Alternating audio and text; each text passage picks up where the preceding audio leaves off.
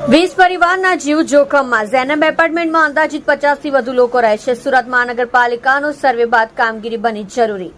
ઉધના સ્થિત ઝેનબ એપાર્ટમેન્ટ જીવતો બોમ્બ। ઉધના અંબકનગર ખાતે આવી છે જર્જરિત બિલ્ડિંગ।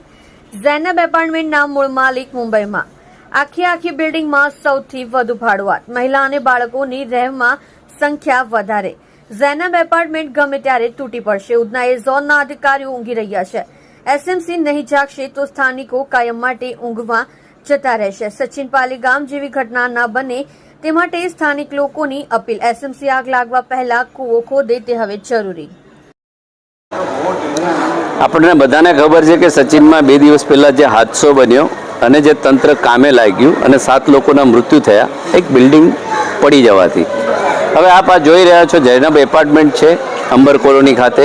જે રીતની પરિસ્થિતિ છે જીવતા બોમ્બ સમાન છે। 60 લોકો એમાં રહી રહ્યા છે। મહાનગરપાલિકાએ નોટિસ આપેલી તેમ છતાં પણ લોકો રહી રહ્યા છે। આ બિલ્ડિંગને જલ્દીમાં જલ્દી સીલ કરવામાં આવે અને જે પણ લોકો રહી રહ્યા છે તેવા લોકોને શેલ્ટરમાં જગ્યા આપવામાં આવે કે જ્યાં સુધી એમને એમના મકાન કે રૂમ ના મળે ત્યાં સુધી 5-15 થી મહિનો ત્યાં કને નિઃશુલ્ક એમને રાખવામાં આવે। કેમ કે 50 થી 60 લોકો રહી રહ્યા, રહેવાવાળા લોકો પણ પોતાના જીવને કેટલું જોખમ છે એ સમજતા નથી। તમારી જિંદગીથી વધારે કશું નથી। અહીંયા પડોશીઓ પણ પરેશાન છે કે આવો કોઈ હાદસો બને તો આપણે હેરાન થઈ જઈએ। એના કરતાં સ્વૈચ્છિક એમણે ખાલી કરીને પોતાના મકાન બીજી જગ્યાએ શોધી લેવા જોઈએ। મહાનગરપાલિકાની ટીમ માત્ર નોટિસ આપીને સંતોષ પામે છે, પરંતુ એમને કડક કાર્યવાહી કરવી પડશે। નહીં કરે તો મોટો હાદસો થવાની બિલકુલ સંભાવનાઓ દેખાઈ રહી છે અને હાદસો થયા પછી જો એનો કોઈ મતલબ નથી। એના કરતાં પહેલાં આપણે જીવ બચે તો એ કામ આપણે બધાએ કરવું જોઈએ। મારું નામ તસ્લીમ નાગોરી છે। આ બિલ્ડિંગની છે ને સોસાયટીને અમે મળીને બધા છે ને કમ્પ્લેન કરી છે। આ બિલ્ડિંગ આખી જર્જરિત થઈ ગઈ છે। 35 થી 40 વર્ષ થઈ ગયા છે ને એમાં બધા ભાડૂતો રહે છે। તો એ લોકોને ખાલી કરવાનું બી એસએમસી કીધું છે પણ એ ખાલી નહીં કરતા। હવે એની અંદરથી છે ને બધા કોન્ક્રીટના મોટા ટુકડાઓ નીચે પડે છે।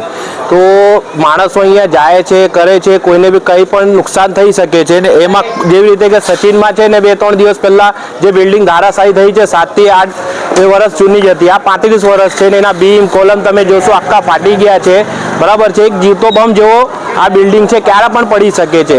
તો અમારી એ જ છે કે સોસાયટી બધી મળીને એ જ કહે છે કે આને અમે જેવી રીતે કે મારું ઘર છે, બાજુમાં 2-3 બિલ્ડિંગો છે, ક્યારે પણ આ પડી શકે છે। તો અમને નુકસાન થાય, આમાં જે માણસો રહે છે એ લોકોને નુકસાન થશે, બરાબર છે, દબાઈ જશે। કેવી રીતે આપણે કરીશું? તો અમારી એસએમસીથી વિનંતી છે કે આને ધારાશાયી કરે, અમારી બધાને ખાલી કરાવીએ તો કંઈ કામ થાય એની અંદર।